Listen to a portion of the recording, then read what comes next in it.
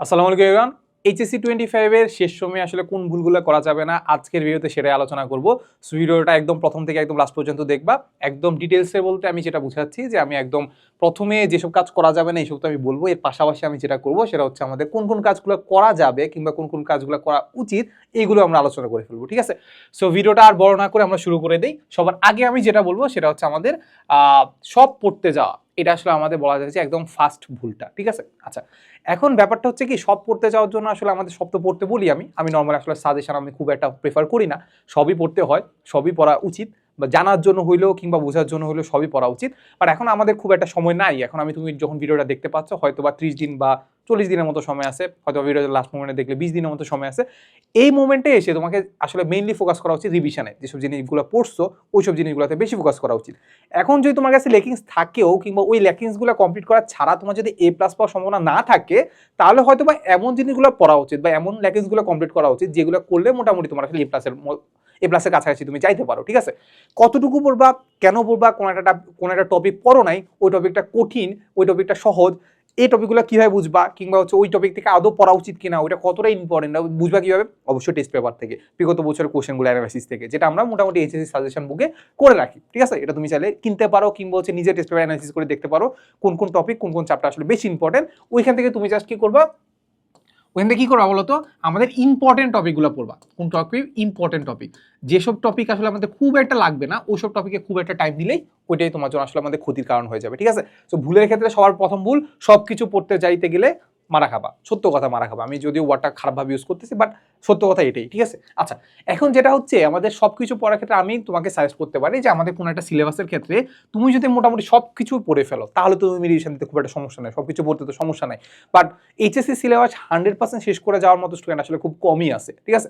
আমার কাছে পার্সোনালি মনে হয় তুমি যদি 85 থেকে 90% যদি কমপ্লিট করে যাও, একদম ভালো করে কমপ্লিট করে যাও, তাহলে আলটিমেটলি বলা যায় যে তুমি A+ পেয়ে যাবে। A+ কি এখন আমরা যেটাকে গোল্ডেন বলি, গোল্ডেন A+ও পেয়ে যাবা, ঠিক আছে?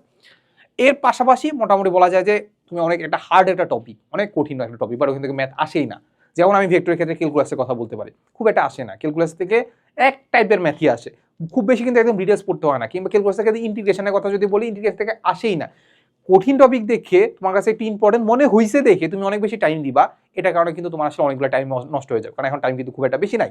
তো যেটা করতে হবে, যেসব জিনিস ইম্পর্টেন্ট ওইটাতে বেশি ফোকাস করতে হবে, প্লাস তুমি যেসব জিনিস পড়ে আসছো ওইগুলো জিনিসটা বেশি ফোকাস করতে হবে, ওইসব জিনিসের মধ্যে ল্যাকিজ খুঁজতে হবে, ওইসব জিনিসের মধ্যে অ্যাকুরেসি অর্জন করতে হবে, টাইম ম্যানেজমেন্টের ব্যাপারটা নিয়ে আসতে হবে, বেশি বেশি করে এক্সাম দিতে হবে, ঠিক আছে? আচ্ছা, এরপরে আমাদেরকে যেটা ভুল করি সেটা হচ্ছে আমাদের নো ফিক্সড রুটিন। আমাদের এখন যদি কারো যদি এমন থাকে যে ভাই আমি তো মোটামুটি ভালো করে পড়াশোনা করে আসছি, তাহলে এখন তো জাস্ট রিভিশন করতে পারলেই হলো, এক একদিন এক এক বই বললাম, এক একদিন এক এক চ্যাপ্টার করলাম, সমস্যাটা তো নাই, আমার তো রিভিশন হচ্ছেই। আমি তোমাকে যেটা বলবো, এটা কারণে তোমার একটা অনেক বড় একটা প্রবলেম হয়ে যাবে। বড় একটা প্রবলেম কি, তোমার মনে হবে যে না তুমি অনেক বেশি পড়তেছো, কিন্তু আরেকটা ছেলে কি করতেছে, তোমার থেকে দ্বিগুণ তিনগুণ পড়তেছে। তুমি একবার রিভিশন দিচ্ছ, সে দুইবার রিভিশন দিচ্ছে। কেমন দিচ্ছে? সে একটা সুন্দর করে একটা রুটিন তৈরি করছে, সে নিজের জন্য একটা রুটিন তৈরি করছে। সে আজকের দিনে কি পড়বে, কালকের দিনে কি পড়বে, আজকের দিনে 12টা থেকে 1টা কি পড়বে সেটা ডিসাইড করে ফেলছে। ওই ডেডলাইনটা সে কমপ্লিট করতে না পারলেও সে কি করতেছে, মোটামুটি ডেডলাইনের কাছে যাইতে পারতেছে। যতটুকু পড়ার কথা ছিল অতটুকুর কাছে না যাইতে পারলেও কাছাকাছি যাইতে পারতেছে, ঠিক আছে? সো এইভাবে করতে করতে দেখা গেছে সে এমনভাবে রুটিন তৈরি করছে, ধরো হচ্ছে আমি রুটিন তৈরি করলাম না, আমার মাথা কিন্তু খুব একটা বেশি থাকবে না, আমাদের ডিস্ট্রাকশন এত বেশি থাকে, আমাদের ফেসবুক এত বেশি থাকে, ফেসবুকে অ্যালগোরিদম এত বেশি থাকে যে আমি ওই যে রিলস দেখতে থাকবো, মনে হবে যে আমি অনেক বেশি পড়তেছি, 2 দিনে তো একবার রিভিশন দিয়ে ফেললাম। আরেকটা ছেলে দেখতেছে, সে তুমি 2 দিনে রিভিশন দিচ্ছ, সে একদিনে রিভিশন দিবে, 2 দিনে 2বার রিভিশন দিবে, ঠিক আছে? তো এই জন্য যেটা বলবো সেটা হচ্ছে আমাদের একটা ফিক্সড রুটিন তৈরি করে ফেলা। ফিক্সড রুটিনের বলতে একটা বড় একটা রুটিন তৈরি করবা, যেখানে আসলে আমাদের 30 দিনের, ধর আসলে 30 দিন, তো তাহলে আমাদের সাপোজ 30 দিন বা 40 দিন, 10 দিনে কি কি চ্যাপ্টারগুলো পড়বা। প্রথমে হয়তো বা আননোন টপিকগুলো পড়তে পারো, এরপরে হচ্ছে যেসব নোন যেগুলো আছে, নোন টপিক বা চ্যাপ্টার যেগুলো আছে ওটা 10 দিনে পড়লা, বাকি 10 দিনে বাকিগুলো রিভিশন দিলা। এটা একটা রুটিন হতে পারে। এরপরে আরেকটা রুটিন, যেটাকে আমি বলি মাইক্রো রুটিন। মাইক্রো রুটিন বলতে বুঝাচ্ছি, সাপোজ তুমি আজকের কত তারিখ, ধরো হচ্ছে 20 তারিখ, সাপোজ হচ্ছে এই 20 তারিখ, ঠিক আছে? ওকে, সো মেয়ের 20 তারিখ। সো এই মেয়ের 20 তারিখে সাপোজ হচ্ছে তুমি 9টা থেকে ঘুম থেকে উঠলা, ধরো 8টা বাজে, তাহলে 9টা থেকে তুমি 10টা পড়লা হচ্ছে ফিজিক্সের ফার্স্ট পেপার, ফার্স্ট পেপারে ফার্স্ট চ্যাপ্টারটা, ঠিক আছে? ওকে, এরপরে তুমি একটু ব্রেক নিলা 10টা থেকে 10টা 15 থেকে, তাহলে 10টা 15 থেকে তুমি করলা কি 12:30 পর্যন্ত কেমিস্ট্রির আরেকটা চ্যাপ্টার পড়লা, কেমিস্ট্রি সাপোজ সেকেন্ড চ্যাপ্টারটা পড়লা, ঠিক আছে? তুমি এইভাবে করতে পারো। তাহলে এটা করতে পারো যে ভাই 9টা থেকে 12:30 পর্যন্ত আমি ফিজিক্সের 1 পড়বো, ফাই 1 আর হচ্ছে কেমিস্ট্রি 2 পড়বো, এটাও তুমি করতে পারো। দেখবা যে তুমি এই ডেডলাইনে তুমি কমপ্লিট করতে পারবা না, বাট খুব বেশি একটা কিন্তু মানে কাছাকাছি যাইতে পারবা, কাছাকাছি যাইতে পারলে ইনাফ। তাহলে এই যে কাছাকাছি ধরো হচ্ছে চ্যাপ্টার 2টা যেটা আছে, মানে চ্যাপ্টার 2টা কেমিস্ট্রি 2টা চ্যাপ্টার তুমি কমপ্লিট করতে পারলা না, এটা তাহলে পরবর্তী যে রুটিনটা সেটা হচ্ছে হয়তো বা তোমার হচ্ছে 3টা থেকে শুরু করলা, 3 থেকে 4টার মধ্যে অ্যাড করে ফেললা, ঠিক আছে? এই যে একটা ছোট একটা মাইক্রো রুটিন করলা, এটা তোমাকে আসলে তোমাকে বারবার তোমাকে হচ্ছে অ্যালার্ম করবে যে ভাই দেখো আমাদের একটু পড়াশোনা করা উচিত, আমাদের এই ডেডলাইন যেটা দিছে এটা কিন্তু আসলে আমাদের কমপ্লিট করা উচিত। বারবার ছোট ছোট ডেডলাইন দিবা, তাহলে তোমার জিনিসটাকে আসলে কি করবে, ব্রেনটাকে বারবার খাটাবে। তুমি যদি একটা ডেডলাইন দিয়ে রাখো যে ভাই আমার আসলে এইচএসসি সামনের মাসের এত তারিখ, তাহলে কিন্তু মোটামুটি আসলে একটাই তুমি এখানে একটা ডেডলাইন দিচ্ছ, ঠিক আছে, বাট এই ডেডলাইন তো তোমাকে বারবার আসলে কিক করবে না, তোমাকে কিক করবে ছোট ছোট ডেডলাইন, ঠিক আছে? আচ্ছা, এরপরে যেটা বলবো সেটা হচ্ছে আমাদের প্র্যাকটিস বা এক্সাম না দেওয়া বা কম দেওয়া, এইটা আসলে আমাদের অনেক বড় একটা প্রবলেম। লাস্ট মোমেন্টে এসে তোমাকে যেটা করতে হবে, বেশি বেশি এক্সাম দিতে হবে, এক্সাম যত দিবা তত বেশি প্র্যাকটিস হবে, ঠিক আছে? এখন এক্সাম না দিয়েও তুমি প্র্যাকটিস করতে পারো। কিভাবে কি করতে পারো জানো? তুমি যখন পড়তেছো, suppose AC is equal to VT, AC is equal to VT, V is equal to UT plus half eddy square, যখন তুমি পড়তেছো তুমি জানো এটা পারো, তারপরে তুমি এরকম একটা খাতা নিবা, সাদা খাতা নিয়ে লিখতে থাকবা AC is equal to VT, আমি পড়তেছি যে এখানে পড়তেছি আমি লিখতেছি AC is equal to VT, তারপর হচ্ছে V square is equal to U square plus twice S, তারপর আর কি আছে আর আছে আমাদের AC is equal to U plus V by 2 into T, তারপর আর কি আছে, এটাই আমরা লিখতে থাকবা, ঠিক আছে? S equal to UT plus half eddy square. যখন বলতেছো, যখন দেখতেছো, যখন শুনতেছো সেটা, এর পাশাপাশি তুমি হাতটা চালাইতে থাকবা। তো আমার খাতেও এমন হইতো যে আমার আসলে এই জায়গায় এভাবে লিখতাম, এভাবে লিখতাম, মানে এইটা কোনো মিনিং নাই, এটা দেখলে কেউ বুঝতে পারবে না যে আসলে তুমি কোন টপিক পড়তেছো বা অনেক কি পড়তেছো, এটা দেখে তুমি রিভিশন দিতে পারবা না। বাট এইটা দেখে তুমি যে লিখতেছো, তোমার হাতের যে জিনিসটা চলতেছে না, এইটা তোমার আসলে আমাদের জিনিসটাকে মাথায় রাখতে অনেক সহায়তা করবে, ঠিক আছে? এই যে একটা প্র্যাকটিস করলা, প্র্যাকটিসগুলো কি করলা, যা যা পড়তেছো তা লিখলা। কেমিস্ট্রি ক্ষেত্রে তোমার থিওরি বা হচ্ছে সংজ্ঞা, তারপর হচ্ছে আর কি আছে, সংজ্ঞার পাশাপাশি আমাদের হচ্ছে সংকেত আছে, ওইগুলো এভাবে লিখতে থাকলা, ঠিক আছে? হাবি জাবি লিখতে থাকলা, সমস্যা নাই, ঠিক আছে? এর পাশাপাশি তুমি এক্সাম দিবা, এক্সাম দেওয়ার মাধ্যমে কি হচ্ছে, তুমি 10-এ ধরো 20-এ তুমি 5 পাইছো, 20-এ 5 পাওয়ার কারণে এই সেম পরীক্ষাটা আবার দিবা, যে আমি এই এমসিকিউতে ভুল করছি আবার দিব, আমি দেখা যাবে 10 পাবা, আবার দিবা 20 পাবা, ঠিক আছে? আস্তে আস্তে এমন একটা টাইম আসবে যখন তুমি 20-এ 20 পাবা, ঠিক আছে? সেম টপিকগুলো বারবার দেখবা। একটা পরীক্ষা দিছো, পরীক্ষা দিয়ে আসলে তোমার খারাপ হোক ভালো হোক, ভালো হইলে ভুল গেছে 3টা, সাপোজ হচ্ছে 20টাতে ভুল গেছে 3টা, পরবর্তী এক্সাম বসার আগে আগের যেটা রেজাল্ট দিছে না 20-এ তুমি 17 পাইছো, ওই 3টা একটু দেখে নিবে যে কোন 3টা ভুল গেছে। এখন শুধু 3টাই দেখবা না, ওই 17টাও দেখবা যেগুলো তোমার ঠিক গেছে। এখন কেন ওই 17টা দেখবা? মাঝে মাঝে এমন হয় না যে আমরা আসলে হুট করে মনে হয় যে আসলে এটা বুঝতে পারতেছি না হবে কি হবে না, বাট আমরা আন্দাজি এমনভাবে দাগাই দিছি হয়ে গেছে। এখন ওইটা যদি না দেখো তাহলে তো সমস্যা, এই কনফিউশন তোমার আসলে মেইন পরীক্ষাও থাকবে। তো যেটা করবা সেটা হচ্ছে আমাদের এই 17টা দেখবা প্লাস হচ্ছে 3টা দেখবা, মানে 20টা আবার দেখবা। তো প্রত্যেকবার যখন একটা পরীক্ষা দিতে যাবা, আগের পরীক্ষা যতগুলো ভুল আছে বা সঠিক আছে সবগুলো আবার রিভিশন দিয়ে যাবা, ঠিক আছে? তো এক্সাম দিতে যাবা, তোমার টাইম ম্যানেজমেন্ট ঠিক থাকবে, তোমার অ্যাকুরেসি বাড়বে, দিতে থাকবা, প্র্যাকটিস তত বাড়বে, ঠিক আছে? আচ্ছা, এরপর আমরা যেটা বলবো সেটা হচ্ছে আমাদের social media addiction. Social media এডিকশনটা আসলে আমাদের এড়াই যাওয়ার খুব একটা সুযোগ নাই, সবারই সোশ্যাল মিডিয়া এডিকশন আছে, আমার নিজেরও এডিকশন আছে। বাট যেটা মাথায় রাখতে হবে যে লাস্ট মোমেন্টে তুমি হয়তো আমার ভিডিওটা ফেসবুকে দেখতেছো, তাহলে এই মুহূর্তে তুমি ফেসবুক আইডিটা একটু মানে ভিডিওটা দেখার পরে কিংবা তোমার প্রয়োজনীয় যে কাজটা ছিল ওইটা করার পরে ডিএক্টিভেট করে দাও। এখন ব্যাপারটা হচ্ছে আমাদের ফেসবুক অ্যালগোরিদমটা এমনভাবে কাজ করে, যেমন আমি যদি ইসলামের কথা বলি, মানে ইসলামে আমাদেরকে বলে দেওয়া আছে যে মদ গাঁজা বা হচ্ছে যে মাদক দ্রব্য আছে ওগুলো থেকে দূরে থাকতে। এমন বলে নাই যে আসলে ওইগুলার কাছাকাছি যাইতে, কিন্তু এটা খাইতে না, এমন কিন্তু বলে নাই। দূরে থাকতে কেন বলা হয়েছে? এটা বলার একটাই রিজন যে আল্লাহ তাআলা জানে যে তুমি যদি এর কাছাকাছি যাও, তুমি যাই হোক না কেন তুমি খেয়ে ফেলবা, ঠিক আছে? এটা এমনভাবে ইনফ্লুয়েন্স করে তোমাকে খেয়ে ফেলবে। সেম জিনিস তুমি যদি এমন মনে করো যে ভাই আমি মোবাইলটা রাখতেছি কিংবা ফেসবুক আইডিটা আমি অ্যাক্টিভেট রাখবো, কিন্তু আমি ফেসবুক আইডি চালাবো না, তাহলে এমন হবেই না। মানে মানুষের নেচার এমনভাবেই কাজ করে, তুমি এর দিকে মানে অ্যাট্রাক্টেড হবা বা এডিক্টেড হবাই। তো যেটা করতে হবে সেটা হচ্ছে কি করতে হবে, আইডি ডিঅ্যাক্টিভেট করতে হবে। এখন আইডি ডিঅ্যাক্টিভেট করার ব্যাপারটা হচ্ছে এমন যে তুমি কিছুক্ষণ পরে আইডি ডিঅ্যাক্টিভেট করলা, কিছুক্ষণ পরে এসে দেখবা যে আবার অ্যাক্টিভেট করে ফেলছো, সমস্যা নাই, তাও সেম কাজটা করো। কেন করো? তো ব্যাপারটা হচ্ছে আমাদের কাছে যত বেশি অ্যাক্সেসেবল হবে, মানে যত বেশি আমি খুব ইজিলি অ্যাক্সেস করতে পারবো, তত বেশি এটার মধ্যে এডিকশন জন্মাবে। যেমন এখন আমাদের বেশি রিলস দেখি। রিলস কেন বলতো বেশি রিলস দেখি? কারণ এটা আমরা দেখতে পাচ্ছি যে খুব ইজিলি আমি হচ্ছে কি করতে জাস্ট একটা ক্লিক করলে আমি এটার ভিতরে ঢুকে যাচ্ছি, খুব সুন্দর সুন্দর জিনিস দেখতে পাচ্ছি, ভালো ভালো জিনিস দেখতে পাচ্ছি, ডোপামিন হ্রাস হচ্ছে। আমি আবার এটা জাস্ট একটু মানে টান দিলে দেখা যায় আরেকটা রিলসে চলে গেছে, আরেকটা টপিকে চলে গেছি। খুব ইজি না? যত ইজি হচ্ছে তত জিনিসটার প্রতি এডিকশন বাড়তেছে। ঠিক আছে? তো তুমি কি করবা, তুমি আইডি ডিঅ্যাক্টিভেট করবা। অ্যাক্টিভেট করতে হলে আবার কি করতে হবে, আরেকটু পরিশ্রম করতে হবে। অ্যাক্টিভেট করার পরে তোমার ডিঅ্যাক্টিভেট করতে আবার পরিশ্রম করতে হচ্ছে, তার মানে জিনিসটা আসলে তোমার কাছে একটু হেক্টিক মনে হবে, ঠিক না? যখনই হেক্টিক মনে হবে ফেসবুকটাকে মনে হবে যে না সমস্যা নাই। এর পাশাপাশি আরেকটা যেটা করতে পারো সেটা হচ্ছে তোমার আব্বু আম্মু বা আপু বা বোন বা ভাই বোন যদি থাকে তাদের কাছে মোবাইলটা দিয়ে আসবা। আমি অ্যাডমিশন টাইমে এটাতে অনেক উপকার পাইছি। লাস্ট মোমেন্টে আমি যেটা করতাম সেটা হচ্ছে আব্বু আম্মুর কাছে মোবাইলটা দিয়ে আসতাম, বলতাম যে আমি এতটা থেকে এতটার মাঝখানে আমার কখনোই মোবাইল দিবা না, যদি আমি মরেও যাই তাহলে আমাকে মোবাইলটা দিবা না, ঠিক আছে? তো এই জিনিসটা তোমরা করতে পারো, এটা চাইলে করতে পারো, এটা খুবই একটা ভালো একটা অপশন। এই একটা জিনিস। তো সোশ্যাল মিডিয়া অ্যাক্টিভেশনের ব্যাপারটা হচ্ছে এটা যে বারবার ডিঅ্যাক্টিভেট করবা, বারবার ডিঅ্যাক্টিভেট করে অভ্যাস তৈরি করবা, যে ঠিক আছে ওকে।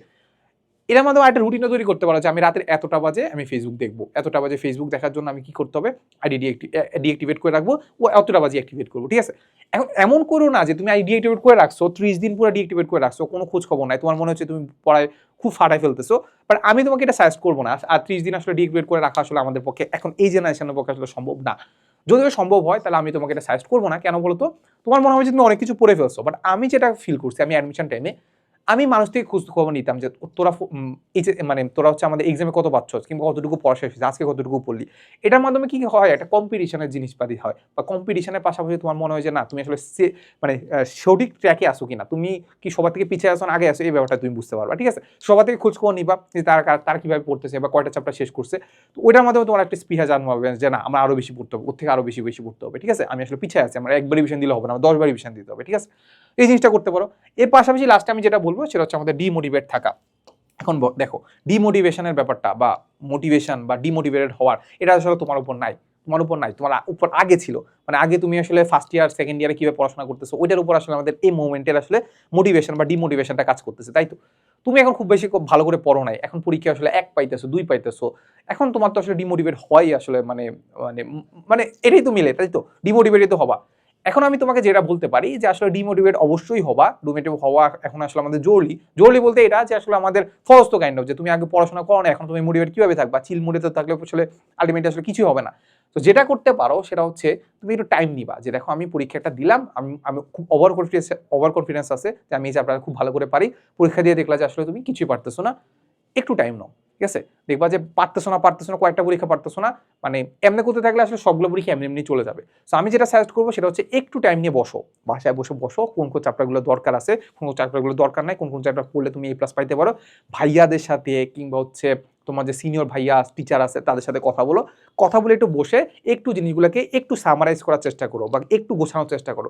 গোছানোর পাশাপাশি তুমি যেটা করবা সেটা হচ্ছে একদিন একটু রেস্ট নাও, যে ভাই আমি একদিন কিছুই বলবো না ভাই, একদম মানে ফুল চিল। চিল মুড বলতে বুঝাচ্ছি যে ফেসবুকে বসে থাকবা না, ফেসবুকটা তখনই অফ রাখবা, ফেসবুকটা তখনও অফ রাখবা, অফ রেখে বাইরে খেলতে যাওয়া হইতে পারে, আব্বু আম্মুর সাথে কথা বলা হইতে পারে, মুভি দেখা হইতে পারে, কিংবা তুমি আপুদের সাথে মানে আপু বলতে আমাদের ভাই বোনের সাথে কথা বলতে পারো। এইসব জিনিস করে মোটামুটি আসলে একদিন একটু রিল্যাক্সে থাকবা, পরের দিন তুমি একটু বুস্ট আপ হয়ে আবার পড়তে বসবা। সো এরকম করতে করতে দেখা যায় আবার ডিমোটিভেট হয়ে যাওয়া, আবার তুমি একটু রেস্ট নিবা, আবার কি মোটিভেশন নিয়ে আবার পড়াশোনা শুরু করবা। তুমি যদি এই রেস্টটা না নাও দেখা যাবে যে ওই যে মাথার মধ্যে যে বোঝাটার মতো তৈরি হয়ে গেছে ওইটার কারণে দেখা যাচ্ছে যাই পড়তেছো কিনা খুব একটা মাথায় থাকবে না, ঠিক আছে? সো একটু কি করবা, একটু আসলে জিনিসটা একটু বোঝার চেষ্টা করবা। আর যেটা বললাম যে আসলে ডিমোটিভেটেড ব্যাপারটা হচ্ছে তুমি যত ভালো মার্কস পাবা তত তোমার আসলে মোটিভেশন জন্মাবে। এখন মার্কস পাওয়া কি হয়, পরীক্ষা দিলে, পরীক্ষা যদি নাই দাও তাহলে মোটিভেশন কই পাবা? তাহলে পরীক্ষা অবশ্যই দিতে হবে, ঠিক আছে? পরীক্ষা কি অবশ্যই দিতে হবে। আচ্ছা এই তো। সো ডিমোটিভেশন বা মোটিভেশনের ব্যাপারটা লাস্ট মোমেন্টে আর খুব বেশি একটা কিছু বললাম না। মোটিভেশন মানে এখানে আসলে আমাদের তুমি আসলে ডিপ্রেসড হবাই, ডিপ্রেসড হওয়ার পাশাপাশি যেটা বলবো যে আসলে আমি বললাম যে সবার সাথে একটু যোগাযোগ রাখবা, তুমি আব্বু আম্মুদের কথা চিন্তা করবা যে লাস্ট মোমেন্টে আসলে তোমার আসলে কাদের জন্য পড়তেছো। আমরা আসলে মেইনলি আসলে আমরা জীবনে মানে যাই কিছুই করি না কেন আসলে সবকিছু আসলে অন্যের জন্যই কাইন্ড অফ, ঠিক আছে? মানে এখন আমরা টাকা পয়সার কথা চিন্তা করতে পারি, পড়াশোনার কথা চিন্তা করতে পারি, নিজের জন্য তো করি, বাট আমরা ধরো চিন্তা করো যে আমি এখন তো টাকা ইনকাম করি, নিজের পিছনে কত টাকা খরচ করি, বা বেশিরভাগ টাইমে কিন্তু আমরা ফ্যামিলির কথা চিন্তা করি যে ফ্যামিলিতে আমরা টাকা দিব। কিন্তু পড়াশোনার ক্ষেত্রে এমন সেম জিনিসই, আমি এখন পড়াশোনা করতেছি ঠিক আছে, আমরা এক্সপেকটেশনের প্রেশারে পড়ে করতেছি ঠিক আছে, বাট লাস্ট মোমেন্টে কিন্তু আমরা পড়াশোনা করে কোনো একটা চাকরি বাকরি করলেই আব্বু আম্মুদের কথাই চিন্তা করবো। এখন এই মোমেন্টে বসে একটু চিন্তা করো যে আসলে তুমি পড়াশোনা করতেছো, কিংবা আমি যদি তোমাকে একটা ঘটনা বলি সেটা হচ্ছে আমার যখন নরডেমের পরীক্ষার আগে দিয়ে মানে এসএসসি পরে আমি খুব বেশি একটা সিরিয়াস ছিলাম না, হয়ে যাবে আমি স্কুলের হচ্ছে ফার্স্ট বয় ছিলাম, নরডেমে তো টিকে যাবো এমন একটা ভাব ছিল। খুব বেশি এটা পড়তেছিলাম না, আমি কোচিং সেন্টারে ভর্তি হয়েছিলাম, মানে খুব বেশি মোটামুটি পড়তেছিলাম, মানে হয়ে যাবে ভাব। আমার ঠিক মনে আছে আমার আব্বু হচ্ছে আব্বু হচ্ছে অফিসে গিয়ে সবাইকে বলতো যে মানে আমার ছেলে ধরো জিলা স্কুলে ফার্স্ট বয় ছিলাম, তারপর এটা বলতো, তারপর হচ্ছে আমি এসএসসিতে গোল্ডেন এ প্লাস পাইছি, গোল্ডেন এ প্লাস সাথে সাথে বৃত্তি পাইছি, এসব জিনিস বলতো। তখন হচ্ছে সবাই হচ্ছে ওনাকে বাবা দিত। অ্যান্ড লাস্ট মোমেন্টে এমন হয়েছে যে আমাদের নর্ডেমের ক্ষেত্রে প্রিপারেশনের ক্ষেত্রে সবাই তো জিজ্ঞেস করতো যে আপনার ছেলে তো নর্ডেমের জন্য প্রিপারেশন নিচ্ছে, তখন হচ্ছে আবু এইসব বলতো যে এত এত পাইছে, এত এত পাইছে। সো সবাই ধরে নিচ্ছে যে আমি নর্ডেমে তো টিকবই। সো আব্বুকে এমনভাবে বলা হয়েছে যে নর্ডেমে তো সে টিকে যাবে। সো আব্বুও মাঝখানে প্রেশার পড়ে গেছে যে না, সবাই যেহেতু বলতেছে নর্ডেমে টিকে যাবে, আমারও বিশ্বাস আছে নর্ডেমে টিকে যাবে, যদি না হয় তাহলে কি হবে। সো এই জিনিসটা আমার সাথে কথা বলতেছিল যে মানে প্রিপারেশন একটু ভালো করে নে, না না যদি প্রিপারেশন মানে কিছু যদি ভুল কর্মে যদি নর্ডেমে না টিকো, তাহলে কিন্তু আসলে আমি সবার সামনে সবাই কি বলবো কিংবা সবার সামনে কিভাবে মুখ দেখাবো আর কি, ঠিক আছে। সো এই জিনিসটা না আমার লাস্ট মোমেন্টে হিট করছে, মানে একদম হিট করছে, মানে হিট করছেই যে মানে আসলে আমি কি করতেছি।